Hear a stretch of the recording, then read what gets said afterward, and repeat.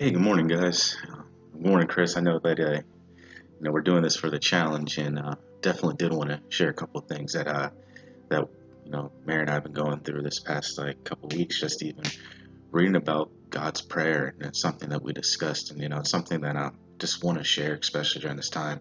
We've been doing this devotional that's talking about not worrying, but learning how to, pray like as the Father taught us to. And so one thing that really stood out is just like as we see Jesus talking about his kingdom, one of the biggest things saying his kingdom come, his will be done. It never really dawned on me how significant that really means. We look and see how when he's talking about his kingdom, like when he's talking about these parables, they're individuals. They're dropping everything they have to chase after this kingdom, the kingdom of God. It talks about a man who goes in his backyard, finds his treasure. He goes and sells everything he has to purchase this land to continue to expand this treasure that he's found. And we even see how individuals, when they interact with Jesus, their hearts are burning. Like the woman at the well, she went back and told all her friends about who Jesus was.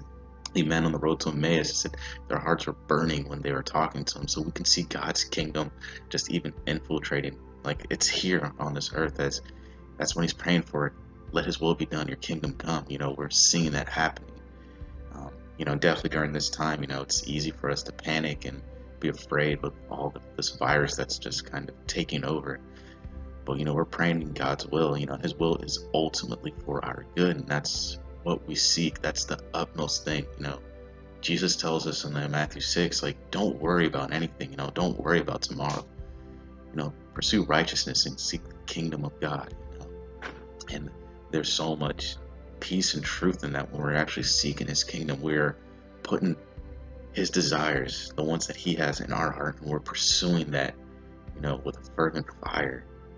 And sometimes that fire needs to be stoked. And I know oftentimes that I need to have that prodded too. But I think one thing that I just want to continue to encourage everyone with is just continue to pray the Lord's Prayer. Just understand what Jesus is saying in this, letting God's will be done on earth as it is in heaven.